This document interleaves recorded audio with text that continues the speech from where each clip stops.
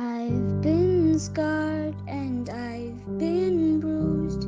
I have learned just what to do.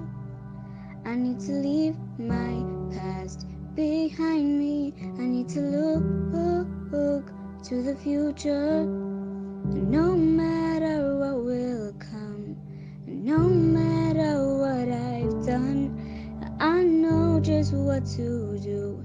And that's all because of you. Hello UK family, welcome back to my YouTube channel. Guys, welcome back. Welcome. I haven't been here in a while. I know you guys last saw me Tuesday, but as I did mention to you earlier, we don't shoot every Tuesday, so we normally shoot comprehensively on a particular day for a couple of episodes to come. So I feel like I haven't been here in a while, so subjectively I missed you. I missed you. Welcome back. A warm welcome to you if you've recently joined us. I see we are reaching 3,000 subscribers soon. We're on our way there.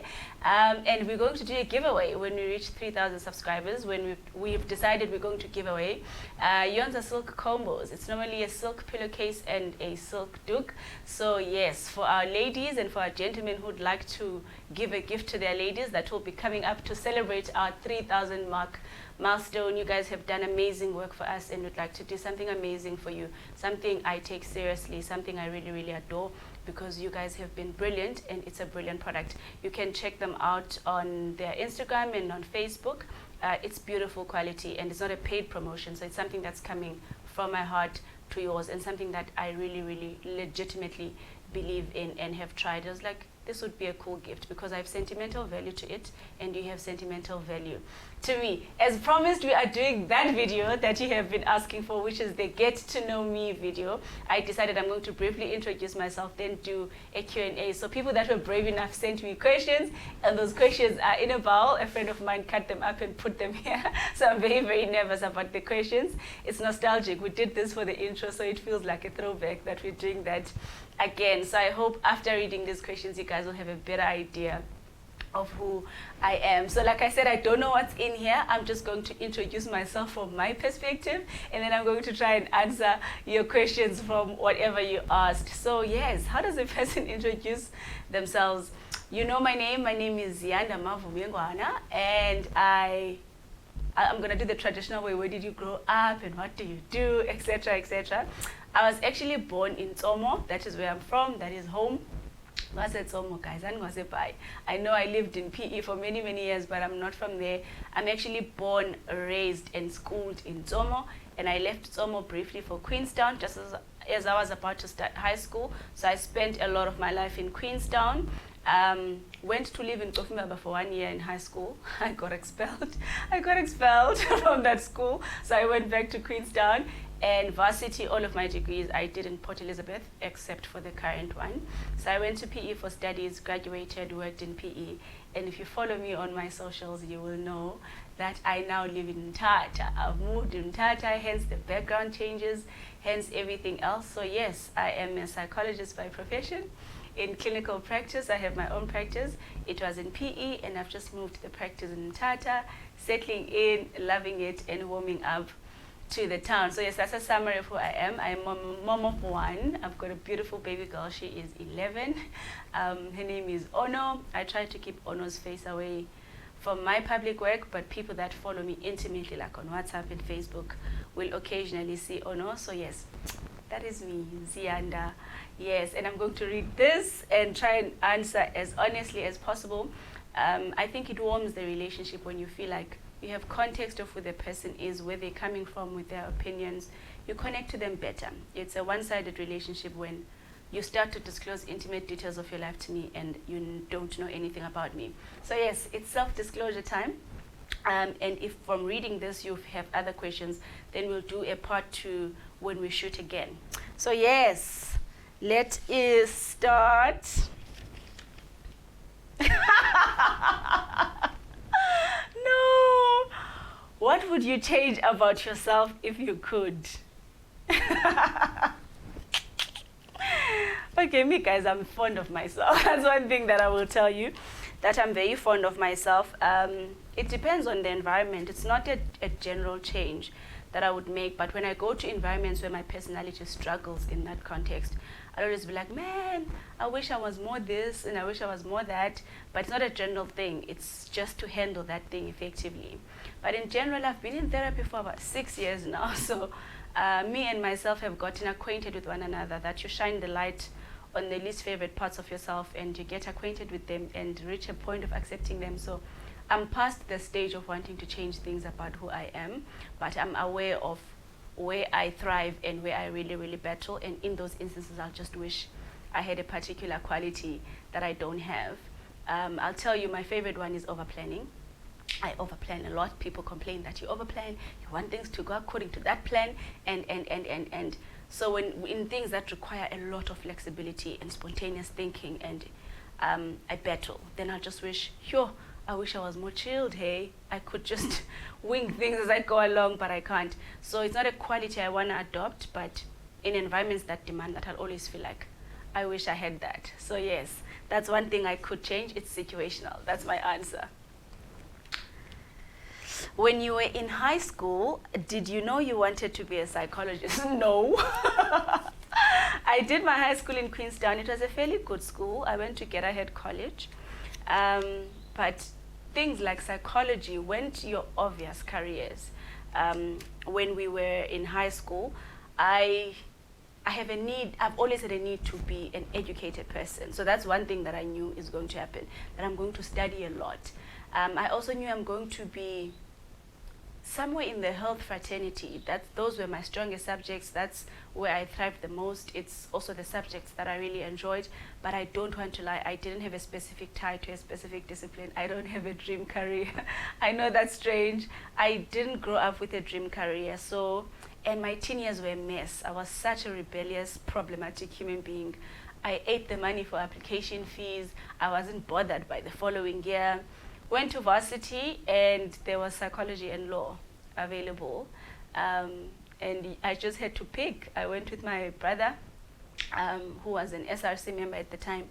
So I was just like, if you study psychology, this is what things look like. If you study law, this is what things look like. Like, yeah, that one. That one.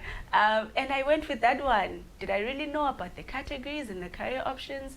No, I just knew whatever I commit to, I'm going to study all the way to the final degree it offers, because my need was always to be an educated person. I don't have a dream career. I would have made any career work.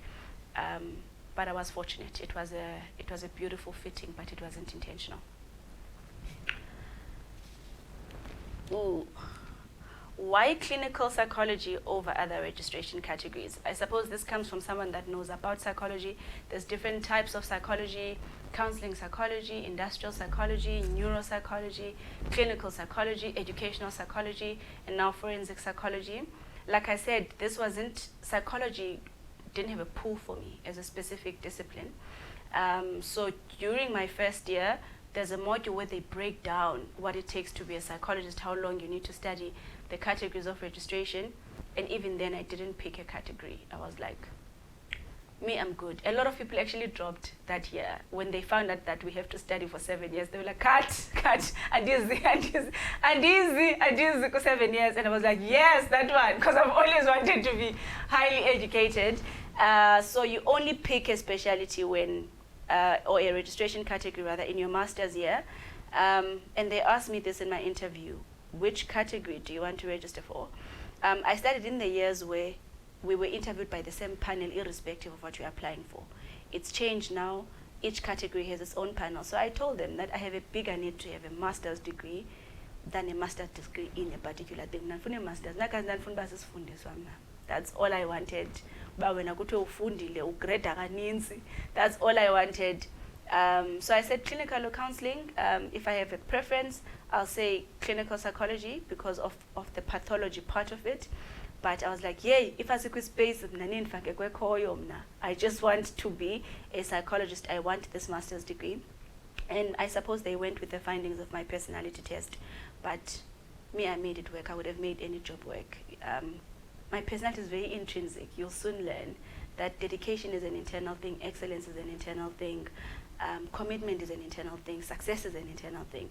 I was going to do that thing irrespective of the discipline. So I made clinical psych work because it's the one the panel picked for me. I chose it as a first choice because I wanted to work in a hospital, but if it didn't happen, it wouldn't have broken my heart.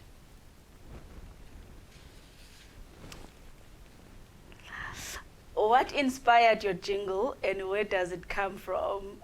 This is such a cool question. My daughter actually sings the jingle. She wrote the song and she sang the song. And I asked two friends of mine, Apiwe Pasia and Kuselas Kenya, I was like, guys, please find like a backing thing to this song that she was away when I started YouTube during lockdown, so she didn't have a violin, she didn't have a guitar, it was just her voice, a cappella, so I needed something that's like a piano or whatever at the back. And I asked my tech-savvy friends, make a plan that whatever backing thing matches her voice, and we cooked it, and we found something that matches the tune and the melody, and we went with that. So my daughter sings the jingle, she wrote the jingle. I gave her a brief of what the channel is about, and she winged it. I was happy with it. I wanted to involve her in the beginning. You know, things grow and no one really understands how to build a thing from scratch. I wanted to remember being part of a start, remember what the start looked like, so that when the channel grows or I benefit greatly from it, she understands the fiber that informs building and engineering beautiful things. And I wanted to make it sentimental. So yes, planning this, like I said, I'm an over planner. I was in therapy for 6 months before YouTube, just talking about YouTube. And we planned it for a long time, and we went on air for the first time in May, but we shot in April. So it was a long time in planning.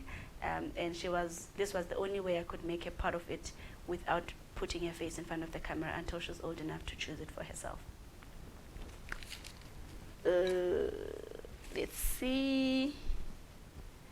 What is your biggest dream? Easy. The only thing I want in this life, well, not the only thing, the most important thing I want in this life is to build a school. That is my most consistent dream and my biggest dream, build a school. Everything I do, the question I try and answer, is it going to help me build a school? I just want to build a school. We are trying to build a school. We are in the process of building a school.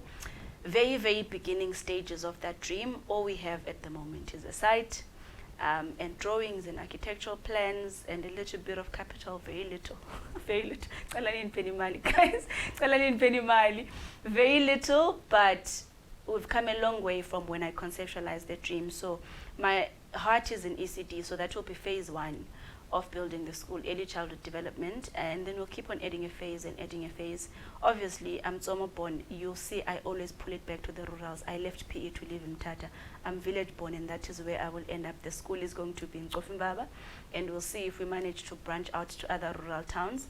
But yes, that is my heart work. That is my soul work, education and rural development. And my education is to go do that for the kids back home. So yes, psychology taught me how learning takes place. What are the barriers to learning for village kids? And what can I do about that? And that's what I'm going to do. The school's name is GMA. I will introduce you guys separately to GMA. Gash Mavusa Academy. That is my grandfather's name, because that was the coolest nigger to ever live on earth. So yes, GMA is my biggest dream in everything I've ever dreamt of. And every day I labor hard. Even YouTube, to some extent, is an aid to GMA, but you'll find out the how and why over time as we talk to one another. But yes, that's my biggest dream, building a school, and if God allows, building multiple schools.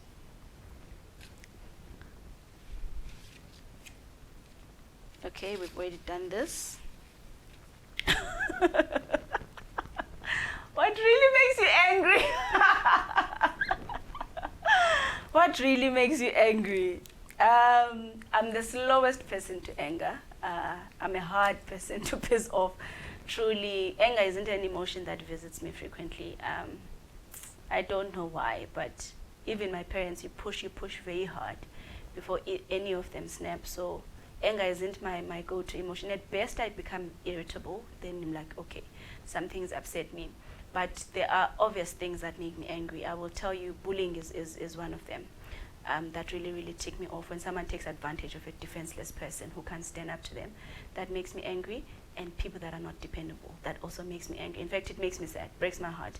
So I'm that rigid person that this is what I'm expecting. You'll see it always throws me off balance when I take the risk to count on something or count on someone, and they don't follow through with that. So yeah, it breeds my trust issues. Like you'll see, I trust myself, I count on myself, I do my own things, I work alone. I suppose it comes from that. So in the rare occasion where I'm upset, someone deviated from their word, or someone is bullying or taking advantage of a defenseless person. But it's very rare and hardly ever observable in affect.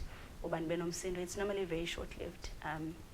That emotion takes so much away from you, and I rely on my head for creativity. I rely on my head for planning. Planning revenge, we are dialogue. It hijacks so much of my peace of mind, and I count on my peace of mind to receive messages from what I believe is the Holy Spirit, to plan new ideas, to generate new things. So it takes an awful lot from me, and that's just something I can't afford. So yeah, in the rare occasion I'm mad, you must always ask, who broke their word? Who broke their word? Then you know that's why she's so upset.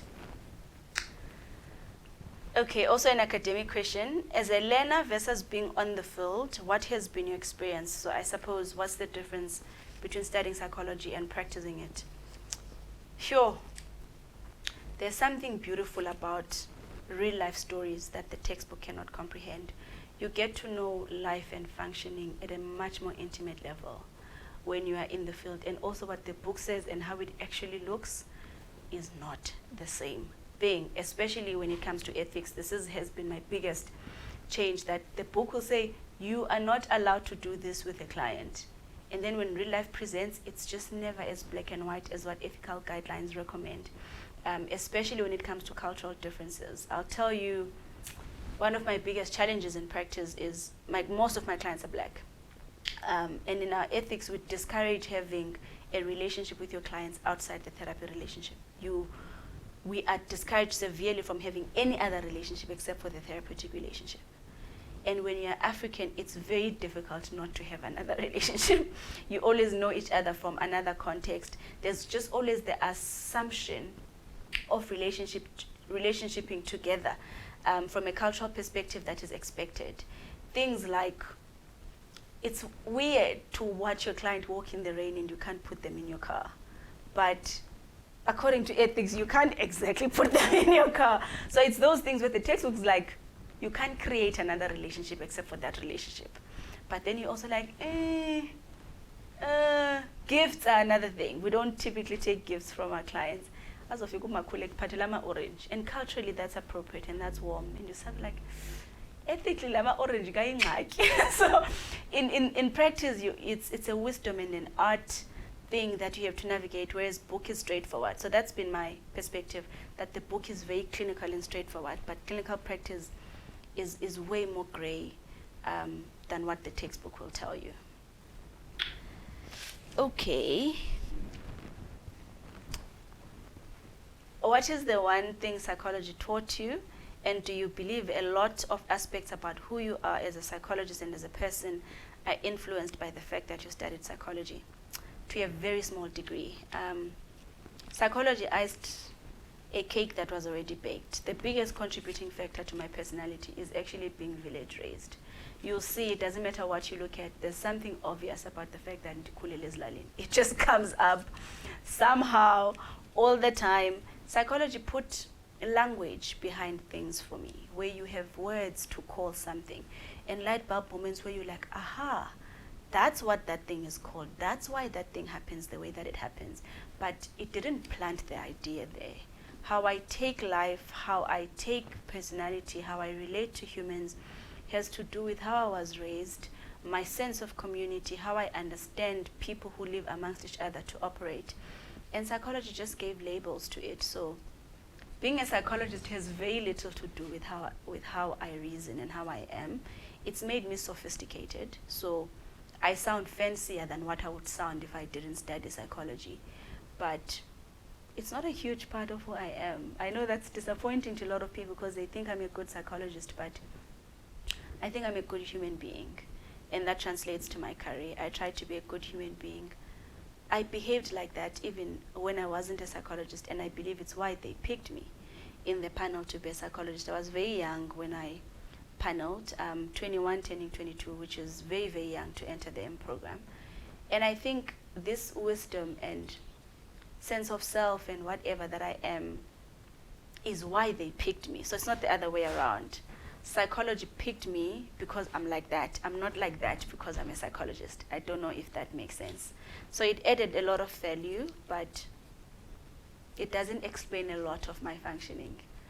Actually, it's always a go-to thing for people as well when they struggle to do something that I'm able to do. And they're like, oh well, but you're a psychologist. And I'm like, that's actually untrue. It's because I'm who I am, and who raised me, and who modeled behavior for me, and who groomed me. And psychology added, but it's definitely not the genesis. Okay. Aside from serving others, what brings you joy? Serving others. Maslandela aside, Kuteni aside. Kuteni aside, what brings you joy? I suppose it's a part of serving others, but there's something about when the mental funk lifts and someone has a realization of how brilliant they are. That brings me joy. So it's like when you put on the light and they can suddenly see for themselves. That brings me the truest of joy. Improvement brings me joy. When something is better than what I found it, it brings me joy. Teaching brings me joy. When I impart something that I know and then after I talk to you, you also know it, that brings me joy. So development in a sense brings me joy. Improvement of something brings me joy. But yeah, servitude is the highest of my joy. That is the highest honor when you are of service to others. I believe that is my truest calling.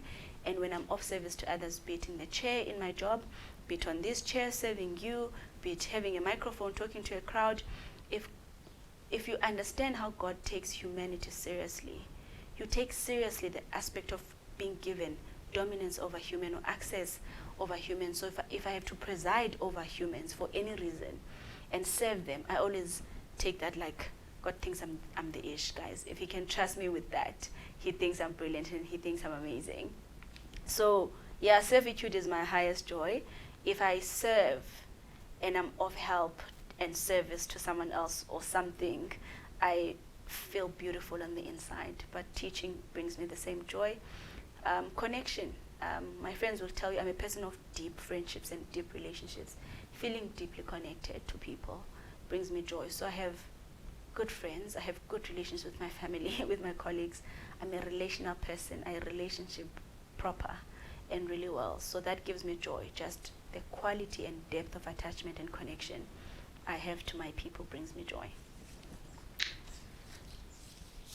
Ooh, this is interesting. What has been the highs and the lows of being a YouTuber? Yo, man, it's been such a teaching moment for me, YouTube. The highs, the level of improvement YouTube has on your lives. I underestimated how needed this was. But people in their personal testimonies at the absolute high, where it literally just feels like every time they watch the channel, something lifts and they can see a bit more clearer, and that's all I want. Remove this funk that is brought by pain. Remove this funk that is brought by pathology and fear and worry and self-doubt. And they wake up to the best about who they are. That's been the high of YouTube. Teaching me new skills has been a high, so developing my competence where you just feel like I know more things. I'm a better developed individual, especially technical things. I'm the worst tech person you'll ever meet. So knowing how things work, how to upload things, how things on the web work has been an improvement on my CV. The lows, I'm not going to lie and say I've had lows from YouTube, but I've had challenges. One, I put a precedence and I stick to it. So I said Tuesday, and that's what I've stuck to since I got here, and I won't drop that precedence. But I'm not always in the mood for doing this. I'm not always highly motivated for doing this. I don't always have the time to prepare for this. So the challenge will be honoring that commitment, even when things like motivation and mood don't encourage you to do it. We also have technical glitches. We have load shedding. We have camera problems. We have this and that. We make rookie mistakes, and then you realize after it's done. Those are the challenges. Imperfection has been the biggest lesson with YouTube, because once something is out, you can't change it. It's taught me how to be okay with imperfection.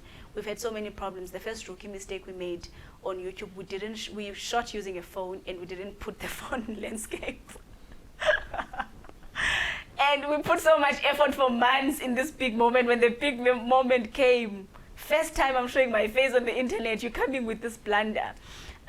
Just recently, my dress lifted, and the team were calling, the dress is up, are you okay with your legs being on the outside? You always have things where you're just like, it's there now, and there's nothing that I can do.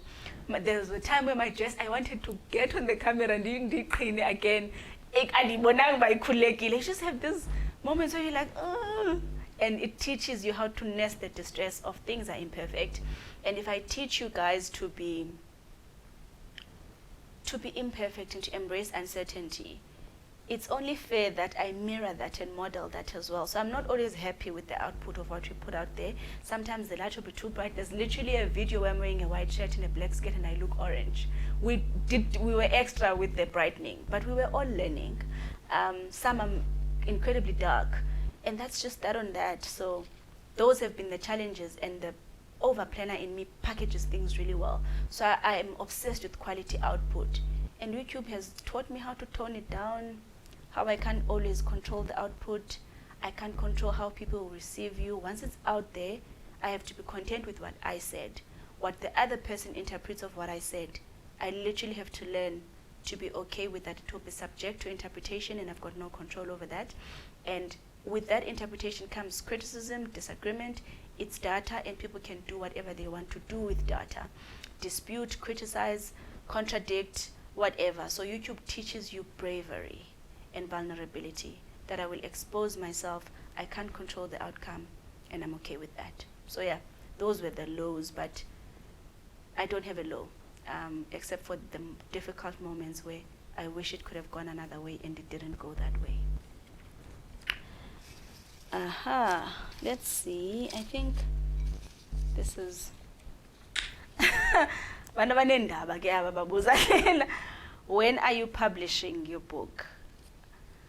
I suppose people are like, she's writing a book. Sure, it's an awkward time to answer this question now, because me and the book are not at the greatest of places in terms of writer's block and creativity.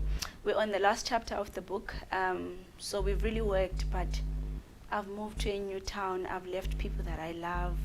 Emotionally, I haven't been at the greatest of places, so I haven't been writing. The book is coming out this year. That's the only commitment that I can make to you guys. My editor, Olam, has been really patient. Blackhead is the project manager for the book. He's been amazing with understanding the writing process and me as the kind of writer that I am. And the writing has taught me that it's happening in the middle of life, where I have to attend to other things. So it's much slower than what I would have hoped. It's been a year now. We're on the last chapter of the book. I'm proud of the book. I wish I could commit to a month, but I don't like changing a commitment. So if I commit to a month, I'll push myself to honor it, and I don't want to do that the way I'm so fatigued at the moment. So yes, the book is coming out this year, earlier rather than later, but I honestly don't know when. You have these bouts of creativity and you write insanely, and then sometimes weeks go by and you just cannot generate creativity in your head. So yes, we are publishing this year. It's a big part of us raising money for the school.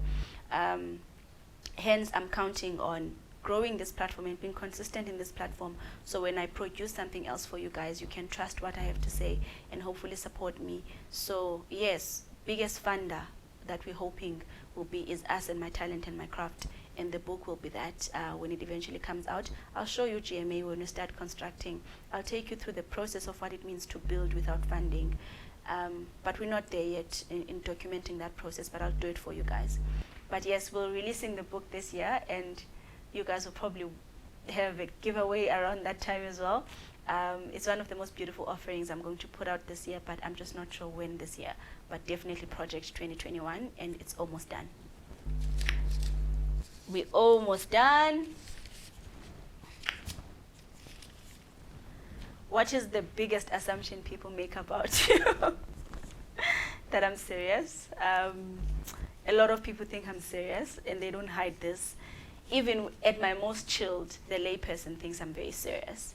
So I've made peace with this, that at my most playful and childlike, people just receive me to be a serious person. It's not incorrect. I take everything seriously, and I take myself very seriously. I take even my play seriously. So I'm okay with that assumption. It's actually not assumed, it is true, but that's a popular belief about me.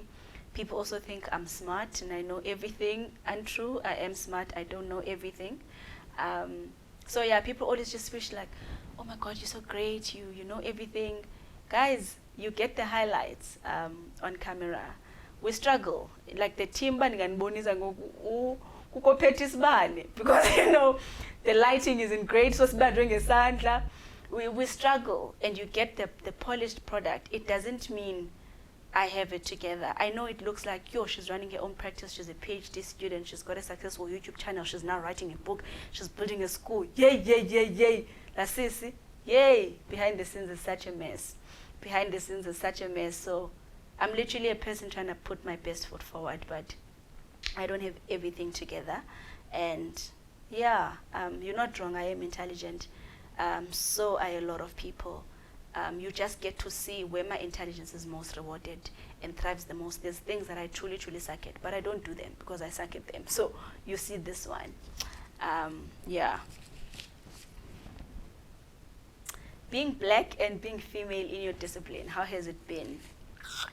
I suppose being black has been more of a significant thing than being female in my discipline, especially in bringing psychology to be relevant for our people. That's been my biggest contribution to my profession, demystifying psychology. Psychology is very abstract and very Western and very individualistic, so much that most black people originally don't relate to the concepts of psychology and have their own ways of doing things where it just looks like these psychology things are iffy and up in the air. So marrying the two and breaking down psychology and making it concrete for our people and contextually relevant for how they grew up and for how they understand life has been being black in the profession. It's brought it home to them, where they like, oh, is that what it means? I get it now. Even you guys with the channel repeat that often, that now that you say it like that, it makes sense. So yes, that's been the biggest contribution of having cultural competence, I suppose, coming from the culture and bringing something that's not from that culture into that culture and finding the balance has been why I enjoyed being black and being a psychologist. But being a female, most psychologists are females. It's actually fewer males in the profession than females. So being female has been okay. If you could live anywhere, where would it be? Eslalini, guys. Eslalini. Eslalini. Yagowa bubombaze dolopini. Yay! Yagowa bubombaze dolopini, guys. You know, when I started working, I was like, we get paid really, really well. And then you pay rents like 8,000, then you buy a car, it's like 5,000, then you pay school fees, they like 5,000. You have 3 expenses and you're like edging close to 20K, and it's just like, I'm not used to this life. I'm not used to this life. And how alone people are in the city when everything is just your problem. You can't leave the baby with the neighbor. You can't ask the neighbor to quickly take the clothes off for you. Everything is just your responsibility. You know, you pay for everything. Aftercare, transport, Uber, the meal is expensive. No guys, the closer to a community kind of life I will live, the happier I will be. Town looks weird for me. Houses are close to one another. People are like literally on top of you. And I grew up as Lalini, where literally from here to there is still the same yard. You know, there's just less defensiveness. It feels much safer as well. Things are slower. The up pace of the city, this is why I could never live in Johannesburg. The up pace of the city isn't for me. And my people, the people I want to serve, are not in the city. Hence the move to Mthatha. It's closer to the site, Gacheme. It's closer to my people, and it's closer to home. Yeah, the move just made sense for me, and I'm happier for it, honestly. So if I could live anywhere, it would be outskirts of a CBD, so that I'm close enough to the center where I can feel like my profession is still catered for. Quality of life and ease of access to resources is still great, but these things that mean so much to me in terms of of peace of mind and well-being. Nazo zibe kufutshane. So yeah, I'm gunning to live in close proximity to a CBD, but not in the center of the CBD. So yeah, I'll choose towns like that, small towns. Ube kufutshane ne-resources, but ungahlali apha kwisiphithi-phithi. That's where I would live. This is the last question as far as I can tell from the poll. How do you remain on course or on purpose during trying times? I disciplined, guys. Like I said, even now as we're shooting today, I'm not at the peak of functioning as I normally am, because the adjustment to Mtata is still a little bit here and there. And I don't wait for feelings before I do things. I don't wait for motivation before I do things. And purpose is bigger. There's a surrender in my personality that this thing isn't about you. You're just a vehicle and a conduit for what God has decided. And He thinks I'm the right person even at my worst. So if God thinks I'm the right person, makuyiwe, guys, whether I'm tired, whether I'm demotivated, whether I'm confused, whether I know too little, it's fine for me. So knowing who is the instructor gives me a sense of direction and a sense of commitment, and knowing that the strength doesn't necessarily have to come from me. Sometimes I am close to burnout, and I don't know where the wisdom is going to come from, and I sit on the chair, and as soon as the team says go, the words come, that the wisdom comes, and there's a joy that I get infused, and that can never be me. I only do things that are in my purpose for the grace that comes with it. Once it didn't it's not my purpose. Because when something is your purpose, there's just inbuilt resources in your journey for it. There's someone here to rescue you. There's someone here to bail you out. Because it's not my purpose. So the person who crafted it has already catered for it. Once purpose is difficult, but it's not heavy. It's very, very difficult, but it's not heavy. You can still propel forward. Nice. So it's not hard for me to stay on purpose. It's where I live. I've got nowhere else to go. In trying times, it's trusting the person I believe the purpose comes from. Be like, there's a grace for your walk kind of thing. There's inbuilt strategies inside of you for what you're going to need. And just when you start to tire, you see a skill comes up. As you start to tire, a skill comes up. And discipline. In my entire personality basket, discipline is my strongest quality. Where you do it because it needs to be done. You do it because it needs to be done. Not because you feel like it, not because it's nice to do, because it needs to be done. So if your yes is bigger and your why is bigger, it pulls you when your body is starting to fail. It pulls you when the human things start getting in the way. I hope your religion and your spirituality are bigger than you. Mine is Christianity, and God always makes a plan, man. When I'm like, God, I need reassurance, it always comes. When I'm like, please infuse just tiny energy, I'm very tired, He comes through. If I complain by Mnantikiwe, like YouTube was like, I don't know anything about tech. Or how are you expecting me to shoot a YouTube channel? And provision always comes and stuff always gets done. So that's how I stay on call and on purpose. God keeps me there somehow. When you're starting to limp. They come in worship songs, they come in friends, they come in words of affirmation, they come in money and resources. They come in a lot of ways, but He'll meet you at your point of need. Legit, I sound preachy now. And I think I've read everything. When this goba that I'm done, and all of my papers look forwarded. So I'm sorry if I skipped your question, and if there's new questions that arise now that you finally know me, we will one day do a part 2. You are more than welcome to bring me to them. I hope you know me a little bit better and understand me a little bit better. But thank you for forever walking and co-traveling your life journeys with me. And this is my life journey, and I'm happy to have walked it with you. This has been a beautiful chapter, and I will see you on the next Tuesday.